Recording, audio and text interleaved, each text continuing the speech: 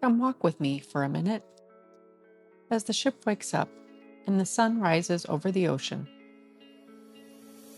I'm on my way to meet Emery. What started as a simple conversation became a powerful reminder that failure isn't the end of the story. It's often where growth begins.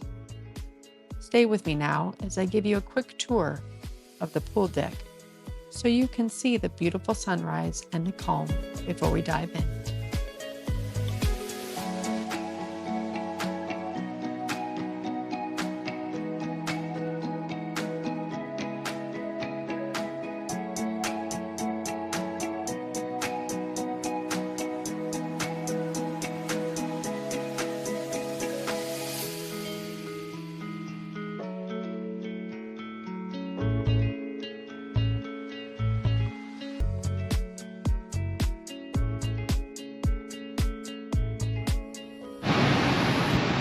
All right, I'm going out to see Emery. We're doing one more interview, and it's absolutely gorgeous in Skywalker's Lounge. So just wanted to say good morning. Hope everyone's doing great, and looking forward to talking to Emery today. Isn't this so beautiful? I hate it when I find beautiful things right at the end of my trip. And it's just an absolutely gorgeous view up here. View on Princess Caribbean Princess, I guess. This is the view to Skywalker's Lounge, which, you know, if you're not up for dance club, you still might be up for the view. It's really cool. Now I have to find Emery. Where's Emery? Emery's here. Emery's waiting for me since I'm running late. Hey. Good morning. Up to afternoon, I guess. All right, we're looking forward to a second interview. Yay. Woo-hoo. Hi, it's Andrea. Welcome back to my channel. I share authentic stories, travel experiences, and tips on navigating life and money.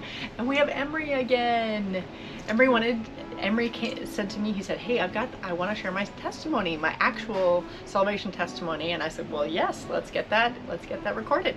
So Emery and I are in Skywalker's Lounge in the Caribbean Princess, and I am hoping to be able to show you the video as you're walking up into this great space, and it's just absolutely gorgeous. We have a little bit of the view on Emery's left there. So we wanted to just meet up again. Emery, thank you again for meeting up with me and sharing your testimony. So I'm going to let you have the floor. Thank you. So I wanted to, or thought I would offer up my salvation testimony. And there's one thing, you can't ever argue with someone's testimony, because that's what, you know, that's their testimony. You can argue facts, you can argue a lot of things, but you can't argue with a person's testimony and how it changed them. And so I grew up in eastern North Carolina on a farm, vegetable and grain farm. Had a good childhood growing up, 2 younger brothers, and loving parents. And my parents made sure that I attended Sunday school as a kid. And I learned early on that Jesus Christ was my Savior, because that's what my Sunday school teacher told me. And I always try to support, you know, children's ministry, because so many children, that's the foundation, That's right. you know, for many of us. And I heard something our minister mentioned the other day. I think most kids today give their life to the Lord by the age of 12. And it becomes harder after that. Right. So getting that foundation at an early age is so important. But so my story is, I was a fairly successful person growing up. I had a lot of good things happening. I was a pretty good kid. I wasn't great, but I was pretty good, and had a lot of achievements. I was probably had the highest GPA of any boy in my high school class. I was an all-conference football player. I was a class officer for all 4 years of high school. I was a student government president. So I was obviously doing a lot of things right, but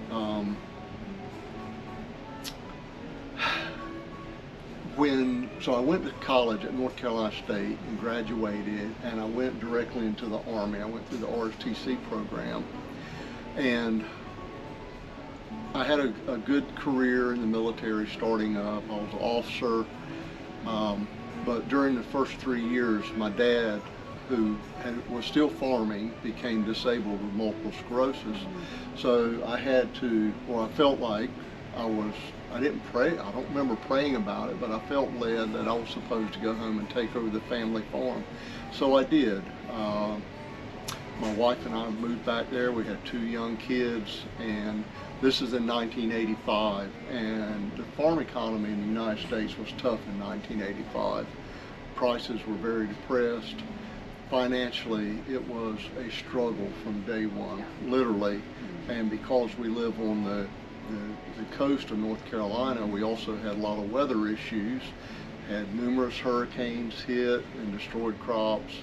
In 1995, we had a hailstorm with baseball-sized hail that destroyed all of my vegetable crops, which I was very dependent on. Right. And then in '96, we actually had 2 hurricanes hit.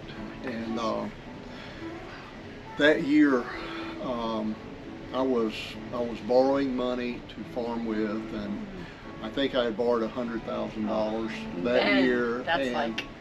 And that was a lot of money back then. And at the end of the year, I could not repay $60,000 of it.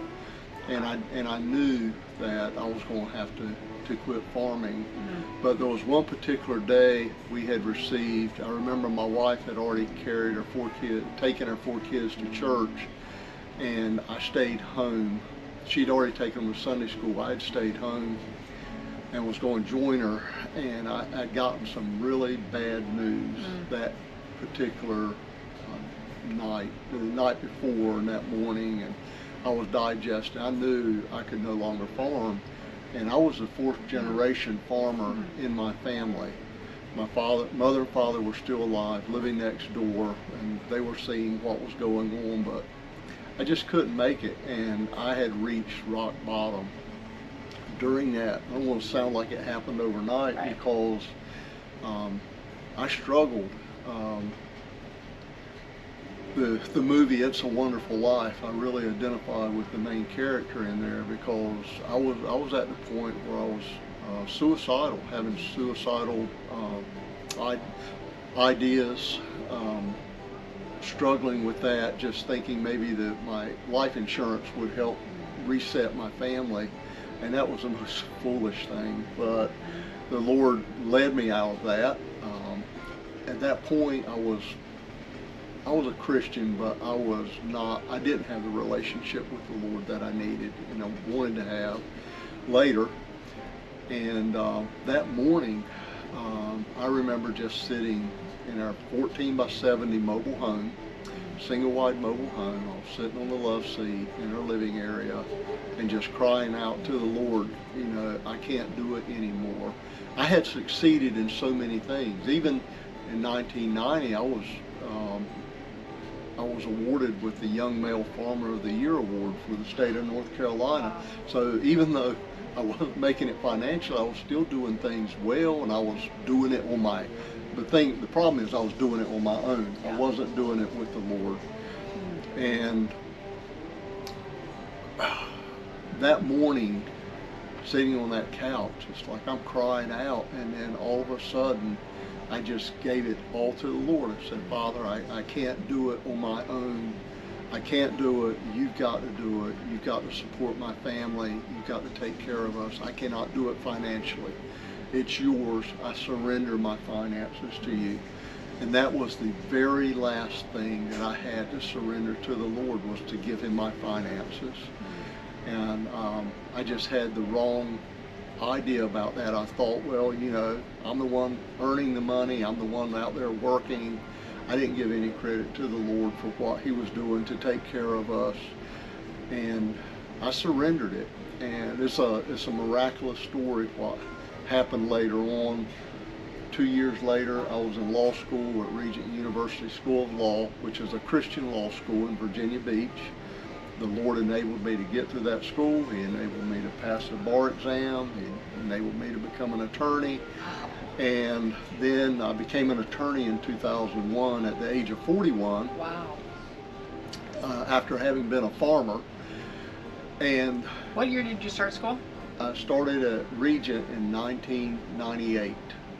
I see. 1998. Okay. So there was a couple years there I was trying to find my way. The Lord was providing. I had part-time jobs.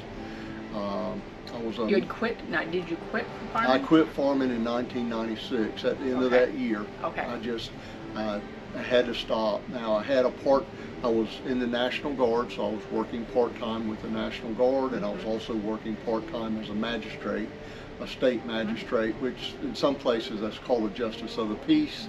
But basically I was a low-level judicial official in my county. And the Lord just took care of it. He took care of us through law school. I don't know how financially we afforded it because we were basically broke, but He did. God provided that entire, it was such a faith walk. But having come through that event, so I'll get back to in 2001, I was admitted to the bar in August, and then in September 2001, we have 9/11, the attack on America. Right. I was a National Guard officer. I was actually a lieutenant colonel by that time, and I was mobilized. And I'm sorry, one more time. The month you got your bar was what, May? I was admitted. I graduated in May. Okay. I took the July bar exam. Oh my goodness. Found out in August I passed. Oh my and goodness. was admitted to the bar and began practicing law. On like end of August. Or whatever. Yeah, like 20th of August, I think. Oh my goodness. And then September 11th hit, and I was mobilized for 2 years. Oh my goodness. During that period, I was working Homeland Security and Homeland Defense, which was something brand new to us. We were basically in the military, they call it plank holders. We were the first ones doing the mission for the first time. Plank holder is a Navy term. Okay. You got a plank on the ship. It's what it refers to. But I ended up working in the joint military world with the Army, Navy, Air Force, Marines, Coast Guard, and I got some great experience out of it. I ended up with a top secret clearance, which allowed me to do even more and open up job opportunities once I was off of active duty with the Army. But even though, and then things started changing, turning around, we could financially support ourselves, but I still had that lingering feeling in me that I had failed as a farmer. The only bad dreams, I'll call them bad dreams, I ever have are related to farming. And I still have one occasionally, even to today I'll occasionally have one, but it's about, it's just, that was something that was really, well, I'll say today, maybe not today because it's been a while, I had that feeling of being a failure. Even though I still had accomplished a lot, I ended up retiring as a full colonel, which is one rank below general officer, and had a very successful career.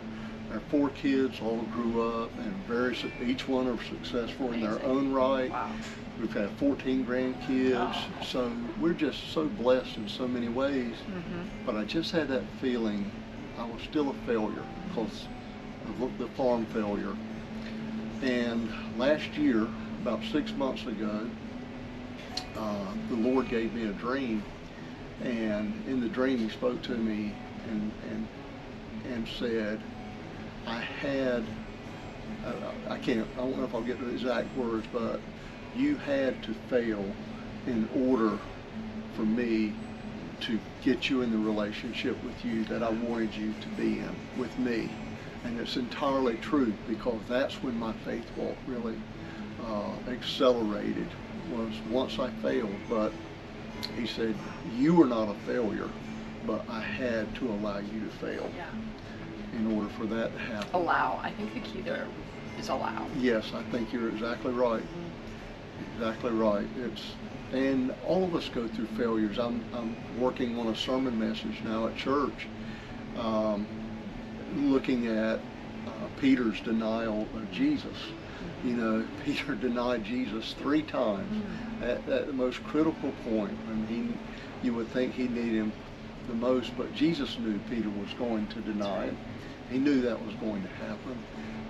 And I think that was really a turning point for Peter, because, you know, we think about Peter being this, you know, full, you know, he was a leader for sure and in control, and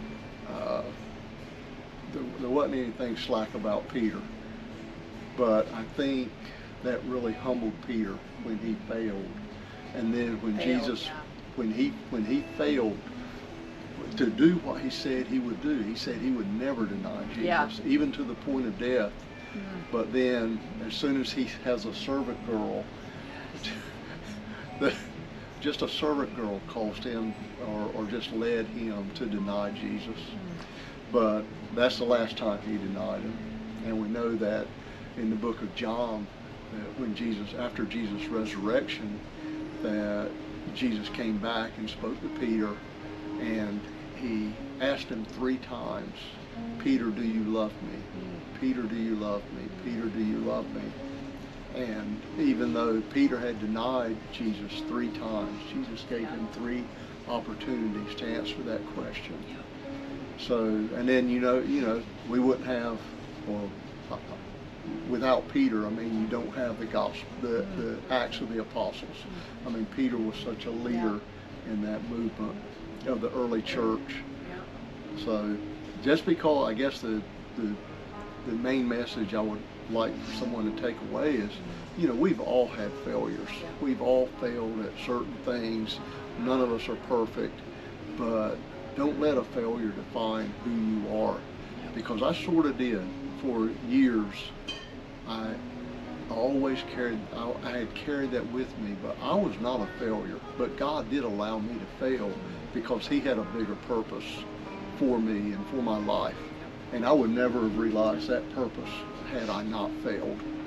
So it changed the life of my family totally. And I loved living on a farm. I loved living in the area I was at, but that's not where God wanted me. He wanted me somewhere else, and He's used me. I've gone all over the world with the military and have had the opportunity to see some wonderful things and meet some wonderful people, as we have on this cruise ship. It's been a wonderful experience. I'm one of them. That's right. Emery, I just wanted to say I'm watching my battery, and at some point it's probably going to die. But I wanted to say, I'm going to have to cut this out because I'm explaining something. But one thing when you were talking, I didn't want to interrupt you. One thing when you were talking about Peter that I've always thought and felt, I don't know what the right word is, but like, not revelatory is not the right word, but I can't think of the right word. And basically it's, Peter did it when he was with Jesus. Oh, I know. Right, versus, you know, he's with us in spirit, but He's not right here. Jesus is not right here. And, you know, so my point is that it makes me, I guess, feel a little bit better, because when I make mistakes, when I sin, when I fail, you know, when I don't choose Jesus correctly, it's like, it does give me some level of hope or like peace that, okay, Peter can, you know, he can come back, I can come back, we can all come back, you know. So I do love that part of it. And then also, I don't have your story. Oh, actually, I'm sorry. I have one other question. So you've been an attorney. Yes. This whole time, in parallel to your service. In parallel with the service, I did not. So the reason I went to law school is I was on a walk in the woods on a military base, and the Holy Spirit spoke to me, and He just said 4 words: go to law school. 4 words. Every time the Holy Spirit's ever spoke to me, it's very clear. It's so simple, you can't get it wrong. You've got to be able, I mean, if it's too difficult, I think I may have mentioned this the other day. Yeah. If it's too complicated, that's me getting myself into it. And the Holy Spirit's not complicated. It's simple, it's not confusing, but the thing is, God never told me to be an attorney. So when I took the bar exam, I had no idea where I was going to pass. Right. He just told me to go to law school. He just told me to go to law school. And most of my career, I have used my law background a lot in my work. I was already a lieutenant colonel by the time that I graduated law school, so it was too late for me to convert to become a JAG officer in the military. So I stayed a military police officer the rest of my career.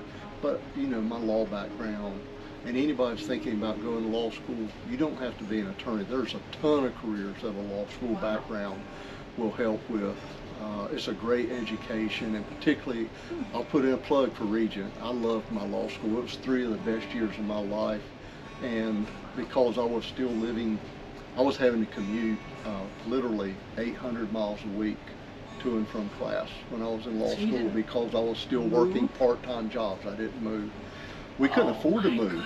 We couldn't afford to move. Was still in North Carolina. My family was still there, and I was driving 3 hours one way, back and forth to law school. Oh man, but that it means was, I need to interview Rhoda of her amazingness. Good job, Rhoda, taking care of the family while you were. My wife is an amazing lady. That is a miracle. She is an amazing lady. Wow. And God, good job, Rhoda. Good job, Rhoda. God really provided for us. That's unbelievable. That's a huge, huge sacrifice that she did to help ensure and support the family. That's huge. She did. One of my other interviews is actually of the wife, and of course, what I'd love to interview you too, is the interview of the wife through supporting, actually a pastor, through the hard time. And absolutely, it's both sides, as you all know. Hey, yeah, there's no way we could have not made it together. Yeah. And that's why God, you know, put couples together. Yeah. A man and his wife, to and raising children. Mm-hmm. I mean, I don't know. Single parents do it all the time. That's 100% the epitome right there. I don't know how because it really does take two. One other question I have for you is during so you 3 years, it was 3 years to law school, 98 to 2001? 3 years, 3 years law school. And then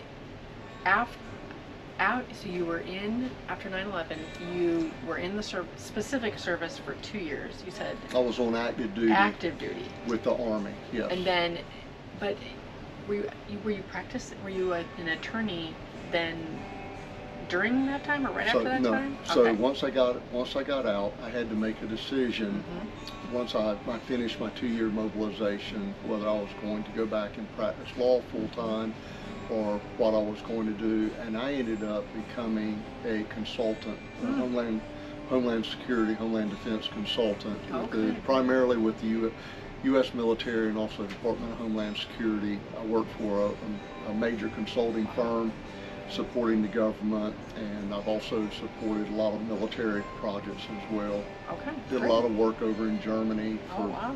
Spent about 18 months over in Germany during the last 5 years of my while I was still employed, and I'm retired now. Mm-hmm. Praise God. There you go. I highly recommend retirement for anybody that's contemplating. There you go. So do it as early as you can, right? Yep. So one thing about the failure that I was going to give a little bit of, not necessarily my testimony, but I 100% can appreciate, and probably many of us can appreciate, the feeling of failure, and then the feeling of loss, feeling of not good enough, feeling of, I suppose use the word feeling alone, because even though, you know, I'm married too, and I've been married for 20 years, not as long as you and Rhoda, but I would appreciate, because I think there's an element of you felt alone, even though you certainly, of course, had Rhoda's support, but there's an element that we feel alone, and that ultimately God could be the only one meeting that need, and ultimately, for me, is saying God is really our ultimate source. He has to be the one meeting our needs of failure or any sort of soul base, feelings, and as our source. God is our source. So I just wanted to reiterate that perspective as well. So yeah, He is the source of all of our strength. He's the source of our finances, everything. And for me, that was the part I was holding out on, with my finances. I thought I could do it on my own, and I could not. And so now, it's all of our finances, they're all God's. And we particularly, we feel like, we get to keep 90% of it. Right. We do tithe and Yep. and try to be faithful in our tithing, and God's blessings just where He guides, He provides. Yeah. That's a common phrase, but man, I lived that out in when I was in law school. And Rhoda and I both did in different venues. I mean, she was at home, and I was the one always on the road traveling. But God met our needs. Okay, I had to change battery because it froze up on me. We're back. I have a last question, or maybe comment, I guess, really. So, Emery, when you you heard from the Lord, go to law school, which is amazing to hear from the Lord. It's amazing, and then you had that specific direction. But still, there's obedience in that. But it's also, in our flesh, you, as a man, had to actually go to school at 38 years old. 38 years old. And That's I was, huge. I mean, I'll be very honest, I wasn't like a standout college student. I think, if I'm not mistaken, I believe I was the first person on my mother's side of the family to ever go to a 4-year university and graduate. At 38.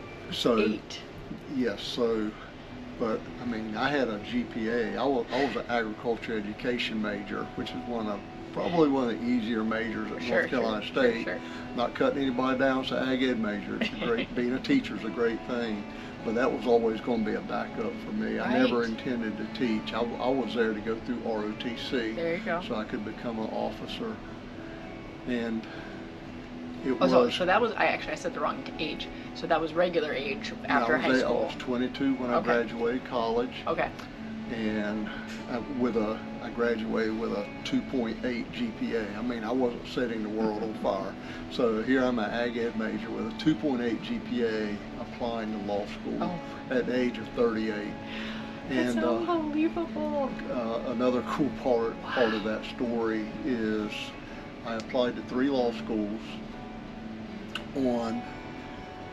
My mother was in the hospital dying of lung cancer, and one of the last things I was able to tell her, one of the very last things I told her was I had been accepted at Regent. And that was the other thing, praying about where am I supposed to go, because we were broke.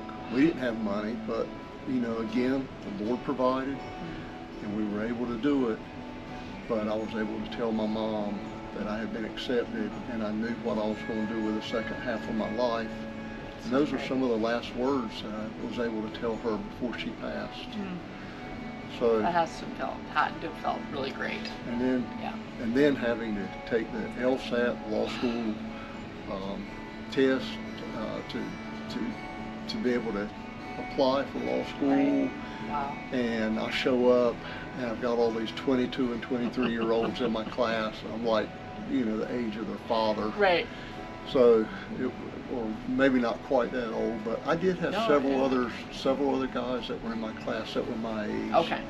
And that made it better because it was more of a diverse student body at Regent. But the bottom line, it's a very strongly supportive Christian environment. Oh, that's great. And man, I got so much support, and it's wonderful. I'm just so thankful to Regent University for, it changed my life, it changed the life of my family, for me to be able to be admitted. And when I graduated exactly halfway in my class. I think we had 120 in my class, and I was like number 60 in the class. But I passed the bar exam first time, first try. Really great. Yeah. God will provide, and it's not about what we achieve, though. It's what we do for Him, and I'm just trying to submit to His will every day. Yep. I love it. All right. So thank you, Emery, so much for coming on. And if you have any questions for Emery, go ahead and put them in the comments, and I'll make sure to get Emery's attention on them, and we'll get them answered for you. So if you like this video, please like and subscribe for more videos like this. And just thank you so much for staying with us and watching to the end, and really appreciate your time, and we'll talk to you soon. Bye-bye.